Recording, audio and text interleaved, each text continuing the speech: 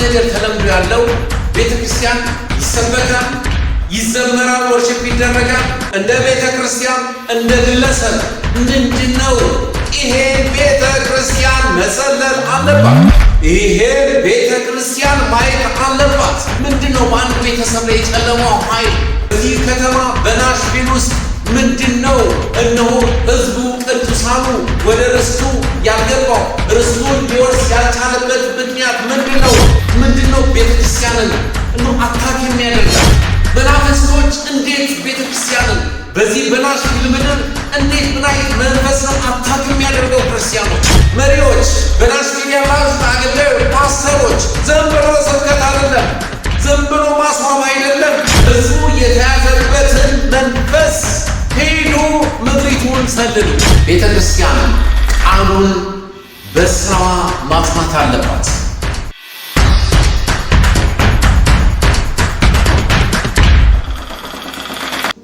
ሰላም ቅዱሳን፣ በጌታ በኢየሱስ ክርስቶስ ስም ሰላም እላችኋለሁ። ዛሬም እንደገና በተመሳሳይና ጊዜና ሰዓት ተገኝቻለሁ። ዛሬ ርዕሳችን ቤተክርስቲያንን መርዳት፣ በበጉ ደም የተዋጀችው ወይም ቦርናጌን የሆኑትን ክርስቲያኖችን ሰማችሁ? ክርስቲያኖችን፣ ቤተክርስቲያንን፣ አሕዛቡን ወይም የውጭ ሰዎችን በውጭ ያሉት ከበረቱ ውጭ ያሉትን አይደለም፣ ክርስቲያንን መርዳት። በመጽሐፈ ምሳሌ ምዕራፍ 1 የእስራኤል ንጉሥ ዳዊት የሰለሞን ምሳሌዎችን ይናገራል። መቼስ ምሳሌ ወይም ጥበብ ዝም ብሎ እንደ ዛፍ ተመዥጦ የሚገኝና እንትን የሚልም አይደለም። ጥበብ የምናገኘው ስንማር፣ ስናነብ፣ በተለያየ መንገድ ጥበብን እናገኛለን። ከመጽሐፍ ቅዱስ ውጪ እግዚአብሔር በተለያየ አይነት ጎዳና ጥበብን እግዚአብሔር እንድንማር ያደርገናል። ምንም ቢሆን መማርን ባናቆም ጥሩ ነው። መስማትን ባናቆም ጥሩ ነው። ጠቢብ ብንሆንም እንኳን እነዚህን ከመስማት ጥበብን ሁሉ እንጨምራለን እንጂ ምንም የሚጎዳን ነገር የለም። ብዙ ቤተክርስቲያን በጥሩ ስብከት፣ በጥሩ ዝማሬ፣ በጥሩ ይሄ እንዴት ልበላችሁ ብቻ በጥሩ ነገር ቤተክርስቲያን የተሞላች ናት። በጥሩ ስራዋ ግን አትታወቅም። ጥሩ ዝማሬ አለ፣ ጥሩ ስብከት አለ፣ ደስ የሚያሰኝ ጥሩ አይነት ኮሚኒኬት አለ። ግን ብዙ ጊዜ ቤተክርስቲያን በስራ ብዙ ጊዜ አንታይም፣ አንታወቅም። ዮሐንስ ምዕራፍ 10 ከቁጥር 37 ላይ እኔ የአባቴን ስራ ባደርግ አለ፣ ባታምኑኝ እንኳን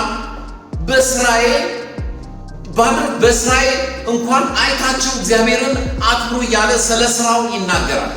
ቤተክርስቲያን ላይ ብዙ ስራ፣ ብዙ በተለይ በዳኑት ቤት ብዙ የምንሰራው ስራ አለ፣ ብዙ ያልተሰራ። ለምን? በስብከትና በጥሩ ስብከትና በጥሩ ዝማሬ ተሸፍኖ ግን ያልተሰሩ የመቅደሱ ስራ፣ ያልነጹ የመቅደሱ ስራ ብዙ በቤተ ክርስቲያን ውስጥ ያላየነው፣ አይተን ያላስተዋልነው ብዙ ስራዎች አሉ። ኢየሱስ ክርስቶስ በኖረበት ዘመን ካስተማረ ከሰበከ በኋላ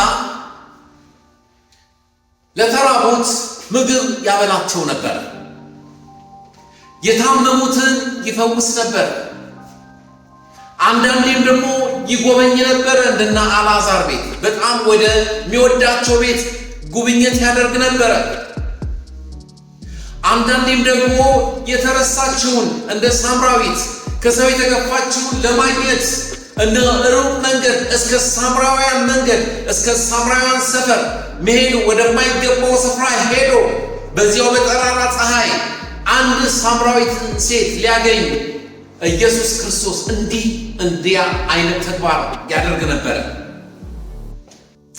ዛሬ በቤተ ክርስቲያን የተለመደው በቃ እንደ አንድ ነገር ተለምዶ ያለው ቤተ ክርስቲያን ይሰበካል፣ ይዘመራል፣ ወርሺፕ ይደረጋል። ከዚያም በኋላ ሻይ ቡና ምን ይሄ ግሪን በማህበራዊ ኑሮ ይጠየቃል። ምን ይባላል? ወይም አንድ ነገር ተፈጠረ ሲባል እንትና ወልዳለች ወይም እንትና ይሄን ገጥሞታል እንዲህ ተብሎ ይነገራል። ከዚህ ያለፈ ነገር በቤተ ክርስቲያን ውስጥ ብዙ ጊዜ ሲደረግ አናይ። ተመሳሳይ ህይወት ኢየሱስ ካስተማራቸው በኋላ ሲመግባቸው እናያለን። ኢየሱስ ካስተማራቸው በኋላ ሲፈውሳቸው እናያለን። ቤተ ክርስቲያን ቃሉን በስራዋ ማጽናት አለባት። ለዚህ ነው ኢየሱስ ክርስቶስ ተርቤም አላበላችሁኝም፣ ታርዤም አላለበሳችሁኝም ማቴዎስ 25:31 እንዲህ ያለ ይናገራል። አካባቢያችንን የቤተ ክርስቲያናችንን አካባቢ የቅዱሳንን እንትን ከዛ ከስብከት ከጸሎት አልፎ በስጋ አይናችን ማየት ይገባናል።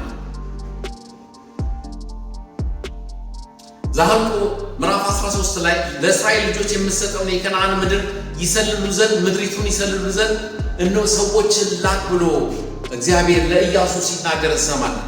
እግዚአብሔር ለእስራኤል ርስት ለዳኑት ሕዝብ በምድረ በዳ ላለው ሕዝብ ርስትን እንዲሰጥ አስቀድሞ የከነዓንን ምድር እንዲወርሱ ሰዎችን መርጠ ሰላዮችን ወደ ከነዓን ምድር ላካቸው ብሎ እግዚአብሔር ለኢያሱ ሲናገር እንሰማለን።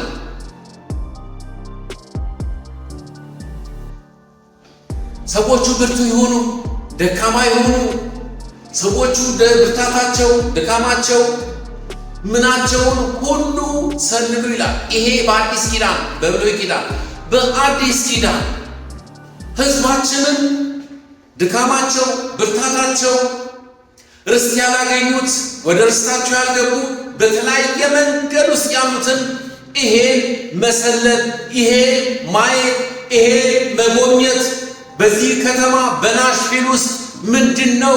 እነሆ ሕዝቡ ቅዱሳኑ ወደ ርስቱ ያልገባው ርስቱን ሊወርስ ያልቻለበት ምክንያት ምንድነው? እንደ ቤተ ክርስቲያን እንደ ግለሰብ ምንድነው?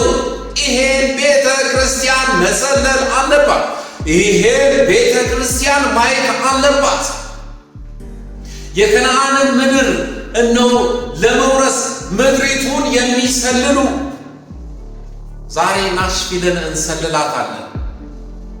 ናሽቪልን እንሰልላለን። በናሽቪል የሚገኙት ቅዱሳን ርስታቸውን እንዲያገኙ በናሽቪል የሚገኙት ቅዱሳን ወደ ርስታቸው እንዲገቡ በናሽቪል የሚገኙ ቅዱሳን ወደ ተባለላቸው ምድር እንዲወርሱ በናሽቪል የሚገኙ ቅዱሳን እነሆ እድል ፈንታቸውን እንዲያገኙ እንሰልላለን። በመንፈስ እንሰልላለን። በአካል ያሉትን ሰዎች እንዲሁም መናፍስቶችንም የጨለመው ኃይል በክርስቲያኑ ላይ በአንድ ቤተሰብ ላይ በግለሰብ ላይ ምንድነው? በአንድ ቤተሰብ ላይ የጨለመው ኃይል እነሆ ዲፌንስ የሚያደርጋቸው ያን ቤተሰብ ምንድነው? ቤተክርስቲያንን እነሆ አታክ የሚያደርጋት ምንድነው? በኔ ህይወት ምንድነው? በምዕመኔ ውስጥ በኔ ምዕመን ውስጥ አሉት ህዝብ በግለሰብም በማህበራዊ ምንድነው ዲፌንስ የሚያደርጋቸው? በአካል መሰለል የጨለመውን ኃይልን ማየት አይኖቻችን ተገልጦ ማየት መመልከት ራእይ ማየት አለብን። ህልም ማየት አለብን። መናፍስቶች እንዴት ቤተክርስቲያንን በዚህ በናሽቪል ምድር እንዴት ምን አይነት መንፈስ ነው አታክ የሚያደርገው? ክርስቲያኖች እልፍ ያላሉት ክርስቲያኖች ለምንድን ነው? ከፍ ያለ ኢኮኖሚ ጣራ እንዳይደርሱ የከለከለው ምንድን ነው? እዛው እንዲቀሩ ያደረገው ምንድን ነው? እልፍ እንዳይሉ የከለከለው ምንድን ነው? ይሄን መንፈስ መመርመር መፈለግ ግድ ነው። እግዚአብሔር ይሄን ሊያደርግ ይሄን አገልግሎት አስነስቷል። አንድ ታላቅ የእግዚአብሔር ሰው ወደ አንድ ከተማ ሲገቡ እንዲያሉ ወደዚህ ሀገር ስመጣ ባሉበት በገቡበት ሀገር ኢትዮጵያ ነው ስመጣ ይላሉ ወደ ከተማው ወጣና እጸልይ ነበረ። እነሆ ከቅዱሳን ጋር ከሳቸው ጋር ያሉት ቅዱሳኑ ተሰብስበው ወደ ከተማው አደባባይ ወጥተን በመንፈስ ቅዱስ በልሳን እንጸልይ ነበር። በምድሪቷ ላይም ደግሞ ዘይት እናፈስ ነበር። ሃሌሉያ! ዘይት እናፈስ ነበር። ዘይት እንረጭ ነበር። በአገሪቱ ላይ ትንቢት እንናገር ነበር። ይሄን እግዚአብሔር ሰው ይሄን ሲያደርግ እኔም አብሬ ነበር። የዛሬ 20 ዓመት የእግዚአብሔር እጅ በእውነት እላችኋለሁ በኢትዮጵያ ላይ ከዚያን ጊዜ ወዲህ ነው የክርስትና ዲቪዥን የተለያየ የክርስትና መረዳት በቤተ ክርስቲያን ውስጥ ነው የመጣው። እግዚአብሔር የተመሰገነ። ብዙ ወጣቶች ወደ እግዚአብሔር መንግስት ሊመጡ በዚያን ሰዓት የጸለይ ነው። እኛ በዚያን ሰዓት የእግዚአብሔር ሰው በጸለዩ ሰዓት በምድሪቷ ላይ ዘይትና ፍስን ዘይት ረጨ። ያ የጨለማው ኃይላትን መግለጥ ጀመረ። ከዚያም በኋላ ብዙ ነቢያቶች፣ ብዙ የእግዚአብሔር ሰዎች ካልታሰበ ካልተጠበቀ ቦታ የተነሱት እግዚአብሔር ይመስገን። በአንድ አቅጣጫ የሚሄደው ክርስትና በተለያየ አቅጣጫ እንደው መፍለስ ጀመረ። እግዚአብሔር ይመስገን።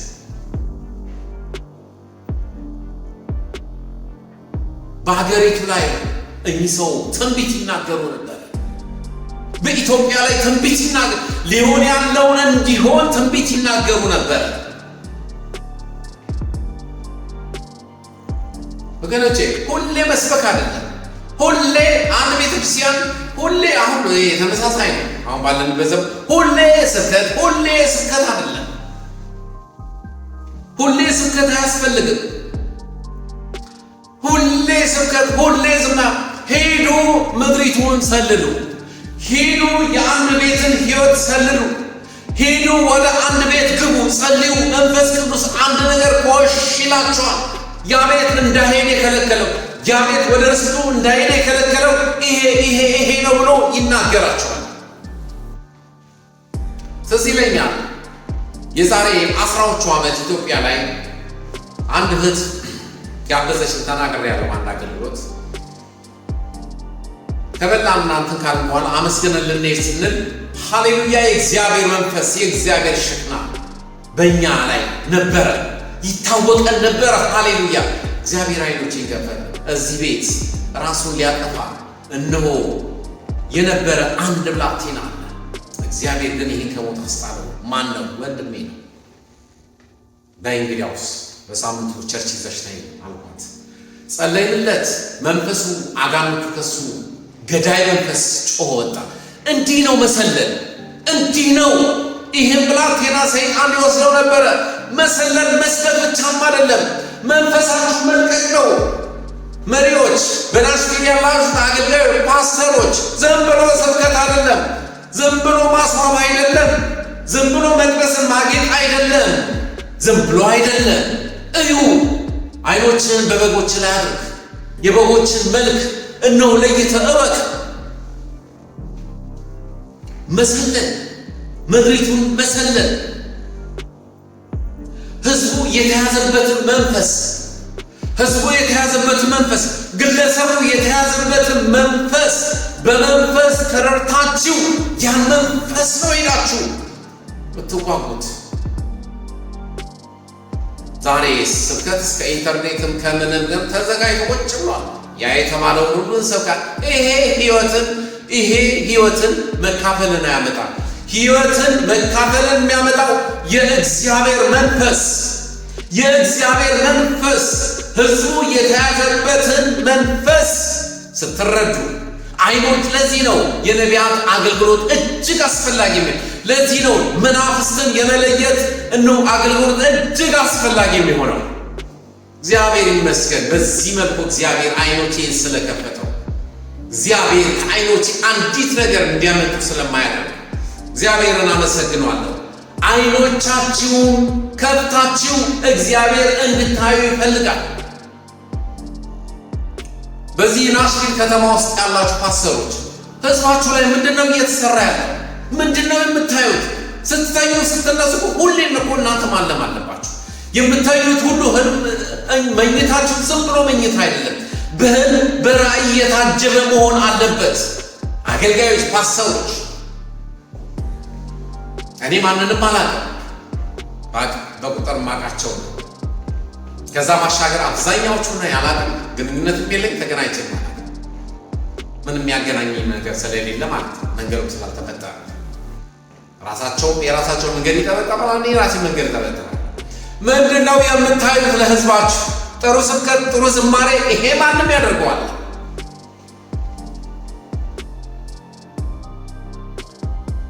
ህዝቡ የተያዘበትን መንፈስ በጸሎት አባሩ፣ በስልጣን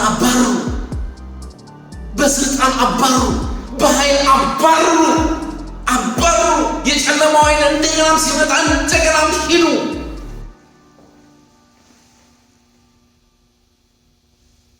እግዚአብሔር የተመሰገነ ይሁን። መጽሐፈ ነህምያ ምዕራፍ 2 ቁጥር 10 ስታነቡ ነህምያ ወደ ከተማው ገብቶ ታሪክን አላወራም። ወደ ፈረሰው ቅጥር ገባ። ምንም ያወራው ነገር የለም። ለ3 ቀን ያህል ከተማውን በመንፈሱ ይሰልል ያይ ነበር። በዚህ በናሽቪል በተለያየው ዓለም የምትኖሩት አገልጋዮች እንደው ታያላችሁ፣ የህዝባችሁን እንደው ታያላችሁ፣ እንደው አይታችሁ በግል ትደውላላችሁ፣ አይታችሁ እንዲያየው እንዲተሰማው ትላላችሁ። ነህምያ የፈረሰውን ቅጥር አይቶ ለፈረሰንም ለሌሊቱ በሙሉ የፈረሰውን ቅጥር ይመለከት ነበረ። ወደ መጨረሻ ምንም አላደረገም። ለማንም ይሄን የሚያደርገውን ነገር አልተናገረም።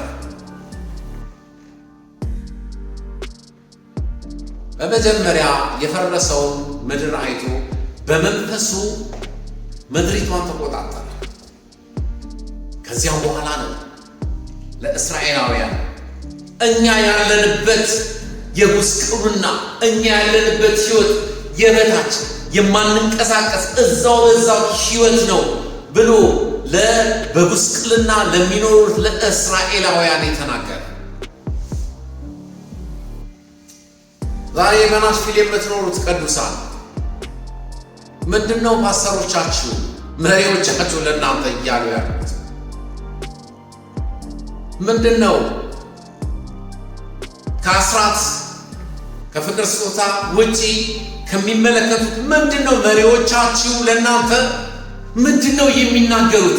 እንዲህ ጌታ ስላንቺ አሳየኝ፣ እንዲህ ስላንተ አየሁ ይሏችኋል መሪዎቻችሁ። ነህምያ ምንም አልተናገረም። ጉብኝት ነው በዚያ ሌሊት ያደረገው። የፈረሰውን ቅጥር ህዝቡ በምን አይነት ጉስቁልና እንዳለ ተመለከተ። ቁጥር 17 ላይ እኛ ያለንበት ትልቅ ጉስቁልና፣ ትልቅ ታች በቃ የወረደ ህይወት ውስጥ ነን ያለነው ብሎ ለእስራኤላውያን ተናገረ።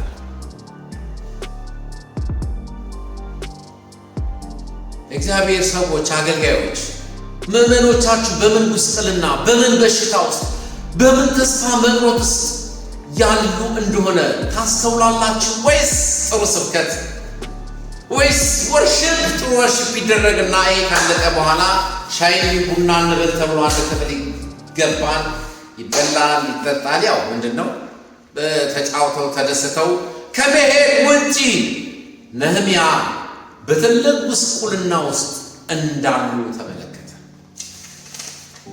በምን ጉስቁልና ውስጥ ነው ህዝቦቻችሁ ያሉት? ነህምያ በመንፈሱ ስራውን ከጨረሰ በኋላ ከዚያም በኋላ ነው ህዝቡን በግሩፕ ከፋፍሎ በጸሎት በተለያየ አይነት መንገድ ምድሪቱን በመንፈሱ ከዘገዛ በኋላ ሁሉን በየግሩፑ በየምኑ አስታጠቃቸው። መጽሐፍ ቅዱስ ቁጥር 18 ላይ ታላቁንም በር ታላቁ ካህንም ይላል መጽሐፍ ቅዱስ። ታላቁን ካህን ታላቁ ካህንም ተነሳ ነው የሚለው። ዛሬ በጌታ በኢየሱስ ክርስቶስ እኔ እናገራቸዋለሁ። ዛሬ እግዚአብሔር ታላቅን ካህን አስነስቷል። ታላቁ ካህናችን ኢየሱስ ክርስቶስ ነው። ታላቁ ካህናችን የናዝሬቱ ኢየሱስ ክርስቶስ ነው። ታላቁ ካህናችሁ ኢየሱስ ነው። ነህምያ ላይ ተነሱ ነቢይ ታላቁንም በር የመጀመሪያ ሰው። ዛሬ የፈረሰብን በር ምንድን ነው? ታላቁ ካህን ተነሳ። ቁጥር 18 ላይ በሩንም የበግ በርን ሰሩ። የመጀመሪያ የበግ በር። ዛሬ የስንቶች በር ነው የተቃጠለው? የስንቶች መወርወሪያ ነው የተቃጠለው? ዛሬ በኢየሱስ ክርስቶስ በናሽቪል ውስጥ በራችሁ የተቃጠለ፣ ቅጥራችሁ የፈረሰ፣ የማንም ቀበሮ መፍንጫ የሆነ ታላቁ ካህንም ተነሳ። ታላቁ ካህን መጀመሪያው ስራውን ያደረገ የበግ በርን ነው የሰራው። ታላቁ ካህን ሃሌሉያ! ታላቁ ካህን እግዚአብሔር እኔን አስነስቷል። ታላቁ ካህን ብዙ ካህናት አሉ። ታላቅ ካህን እንዲህ ስላችሁ ያማችኋል። ታላቁ ካህን ተነሳ። ሃሌሉያ! ገንዘብ ስል ነው ከመጣው ጀምሮ ገንዘብ ትኩረት ገንዘብ ላይ ያለው ስራዬ ላይ ያደረኩ የክህነቴን ስራ ትቼ ገንዘብ ሳሳድድ ዛሬ እንደ ታላቁ ካህን እግዚአብሔር እኔን አስነስቶኛል። እኔ ታላቁ ካህን ነኝ በናሽቪል። እኔ ታላቁ ካህን ነኝ በአሜሪካ። አስነስቶኛል፣ ተነስቻለሁ። ሊሚት ሰጥቼዋለሁ። የገንዘቤን የስራዬን ነገር ሰጥቼዋለሁ። ተሰራ ምንም እርካታ ይገኛል። እርካታ፣ ደስታ በመቅደስ ውስጥ ነው። ታላቁ ካህንም ተነሳ፣ የበግን በር ሰራ፣ የተቃጠለውን በር ሰራ። ዛሬ በኢየሱስ ክርስቶስ ስም እኔ ዛሬ የእያንዳንዳችሁ የተቃጠለው በር የፈረሰው ቅጥራችሁ በናዝሬቱ ጌታ በሊቀ ካህናችን በኢየሱስ ክርስቶስ በራችን ይሰራል። በሮቻችሁ ይሰራል። የበሮቻችሁ መወርወሪያው ይሰራልን። ከእንግዲህ ወዲህ ጨለማው ኃይል እነ ሰንበላጥ እነ ጦቢያ መጥተው እንዳያፈርሱ የታመነ ቅጥርን እግዚአብሔር ይሰራላችሁ። ታላቁ ካህን እስቲ ራሳችሁን ታላቅ ነው። ታላቅ ያደረገን እግዚአብሔር ነው። ሃሌሉያ! ታላቅ ካህን በናሽቪል ተነስቷል። እኔ ተነስቻለሁ። ብዙዎች ይነሳሉ ከኔ በኋላ፣ ብዙዎች ይነሳሉ በናሽቪል ውስጥ ታላላቅ ካህናት የእግዚአብሔርን ስራ የሚሰሩት፣ እሳትን በምድር የሚጠሩ፣ የፈረሱ ቅጥሮችን የሚሰሩ፣ የተቃጠለ የበግን በር የሚሰሩ፣ የበጎችን በር የሚሰሩ ካህናት ይነሳሉ። ጸጥ ያላችሁ ዛሬ በኢየሱስ ክርስቶስ መቀሰቀሳለሁ። መጽሐፍ ቅዱስ ምሳሌ ላይ ስራን በሜዳ ላይ አሰናዳ ነው። ለናሽቪል እናገራለን። ኤርሚያስ ምንድን ነው የሚለው? ምድር ሆይ ስሙኝ ይላል። ኢሳይያስ ምን ይላል? ደሴቶች ሆይ ስሙኝ ይላል። ዛሬ ናሽቪል ሆይ ስሙኝ፣ ታላቅ ካህን ተነስቷል። ናሽቪል ሆይ ስሙኝ፣ ታላቅ ካህን ተነስቷል። ተነስቻለሁ። ስራዬን በሜዳ እነሆ ለማከናወን በሜዳ ላሰናዳ ተነስቻለሁ። ገንዘብ እያልኩ ስራ እያልኩ አልሮጥም። በቀረልኝ ዘመን እነሆ የበጎችን የተቃጠለውን በር እሰራለሁ፣ የፈረሰባችሁን ቅጥር እሰራለሁ። ታላቁ ካህን ተነሳ። ማን? ታላቁ ራስህን በል፣ ራስህን አስገባው። አንተና ብለን አታመልክት። ታላቁ ካህን ይልሃል። የንጉሥ ካህናት ይልሃል። አንተን የንጉሥ ካህን ይልሃል። እኔ የንጉሥ ካህን ነኝ። እኔ የናሽቪል ካህን ነኝ። የናሽቪል ካህን ነኝ። ቅጥርን የምሰራ በሮችን ነው የምሰራ፣ ቅጥርን የምሰራ የተቃጠሉ በሮችን የማስተካከል በጉስቁልና ያለውን ሕዝብ በተለይ የዳኑትን ሕዝብ ከጉስቁልና ከስድብ ላወጣ፣ ሃሌሉያ፣ ወደ ርስታቸው ለመተት የከነዓንን ርስት ቢወርሱ ታላቁ ይሳኮር ተነስቷል። ታላቁ ይሳኮር ኤርምያስ እባላለሁ። ተነስቷል፣ ተነስቻለሁ። እግዚአብሔር ወደዳል። እስኪ እናንተም እንደዛ ምን ያስፈራችሁ? ታላቁ ካህን ተነሳ። ምን ያስፈራሃል? የካህናት እኮ ካህናት ተብለናል። ሊቀ ካህናችን ኢየሱስ ሆኖ እኛ ካህናት ተብለናል። ዛሬ በናዝሬቱ ጌታ በኢየሱስ ስራዬን በሜዳ እያሰናደው ምድር ሆይ ስሚ አለ ኤርምያስ። ምድር ትሰማኛለች፣ ናሽቪል ትሰማያለሽ፣ ናሽቪል ትሰሚኛለሽ። በማስገደድ የጨለማው ኃይል ይሰሙኛል። በማስገደድ ለምን? ታላቁ ይሳኮር ታላቁ ካህን ተነስቷል። ይሄ ለማን? ለጨለማው ኃይል እየተናገርኩ ያለ ለማን? ለናሽቪል ነው የምናገረው።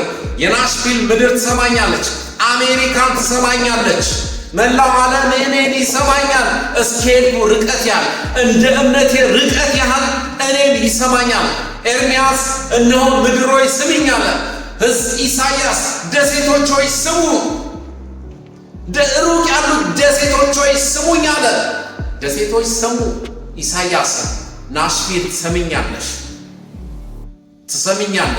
እግዚአብሔር አስነስቶኛል። እግዚአብሔር አምላኬን አመሰግነዋለሁ። ክብር ሁሉ ለኢየሱስ ክርስቶስ ይሁን። የምትፈልጉትን ነገር እንዲሰጣችሁ አምላካችሁ እንዲሰጣችሁ የምትፈልጉትን ነገር እንዲሰጣችሁ ለምድር ተናገሩ፣ ለጉስ ተናገሩ። የእግዚአብሔር መንፈስ የእግዚአብሔር በና መንፈስ በውስጣችሁ ነው። ተናገሩ። ኤርምያስ ለምድር ተናገረ። ኢሳይያስ እነሆ ለደሴቶች ተናገረ። ስሙኝ፣ እኔ ለእግዚአብሔር በጽድቅ አስቶኛል አለ ኢሳይያስ። ተናገር፣ ይሰማሃል። ግዑዝ ይሰማሃል። ዛሬ እናገራለሁ ለናሽቪል። በራችሁ ለተቃጠለ፣ ቅጥራችሁ ለፈረሰ፣ ድንኳናችሁ ለተንቀጠቀጠው ዛሬ በኢየሱስ መስራት እንዲሆንላችሁ የእግዚአብሔር መልአክን እልክላችኋለሁ። እነሆ ድንኳናችሁ እነሆ ለተናወጠ ድንኳናችሁን እነሆ በካስማችሁ እንዲጸና እናገራለሁ። ለታመማችሁ ፈውስን እጠራለሁ። ጉዳያችሁ ለዘገየባችሁ እነሆ ምርኮ ቸኮለ፣ ብዝበዛው ፈጠነ ተብሎ እንደተጻፈ በኢየሱስም ይሄ የተጻፈው ቃል በእናንተ እንዲፈጸም እናገራለሁ።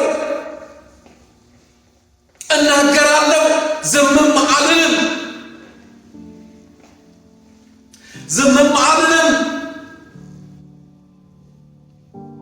በእናንተ ላይ ችግር የሚፈጥርበት ሰው ካለ በጌታ በኢየሱስም ከእናንተ ሕይወት ከእናንተ አካባቢ ተነቅሎ በኢየሱስ ክርስቶስ ከእናንተ እንዲርቅ አደርጋለሁ።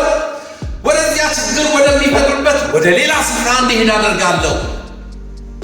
እናንተን የነካ የዓይኔን ብሌን እንደነካ ነው ተብሎ እንደተጻፈ ዛሬ በናዝሬቱ ጌታ በኢየሱስ ታላቁ ካህንም ተነሳ ነው የሚለው በነህምያ ላይ።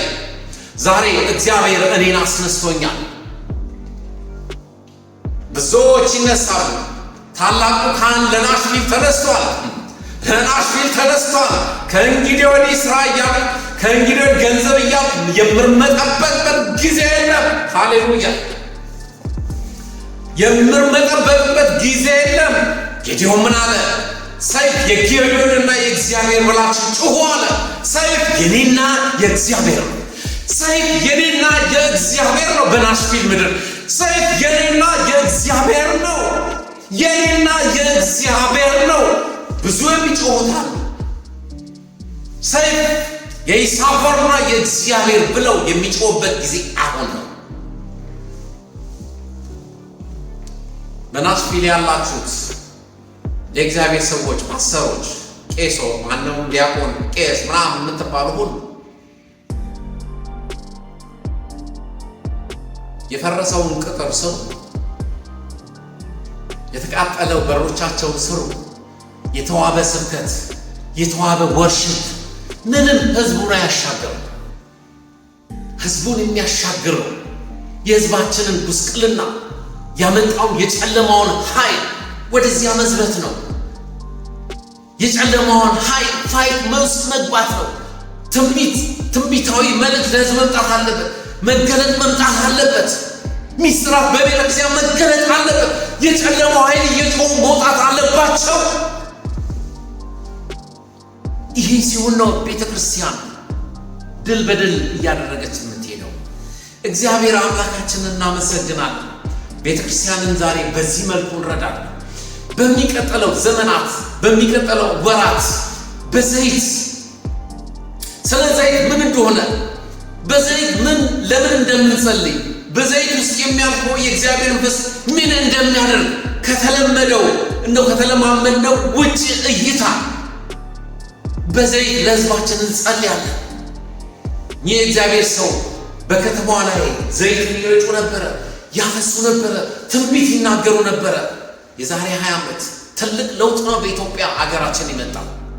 ያ የተነገረው ትንቢት ያ የፈሰሰው ዘይት በቅባት ብዙ ቀንበር ይሰበራል። የማይሰበረው ይሰበራል፣ የማይሄደው ይሄዳል፣ ተገዶ ይሄዳል፣ ተገዶ ይወጣል፣ ተገዶ በሽታ ከኛ ይሄዳል። ዛሬ በዚህ በዘይት የምንጸልይበት ጊዜ በቅርቡ እናደርጋለን። እያንዳንዳችሁ በቤታችሁ ዘይታችሁን ይዛችሁ በዚህ ዘይት እግዚአብሔር መንፈስ እንዲያልፍ እንጸልያለን። በእያንዳንዱ ነገር ላይ ዘይትን ታፈሳላችሁ። ከዚህ ቀደም እንደተናገር የሳኦል ጋሻ በዘይት እንዳልተቀባ በጊብዖን ተራራ ወድቋል።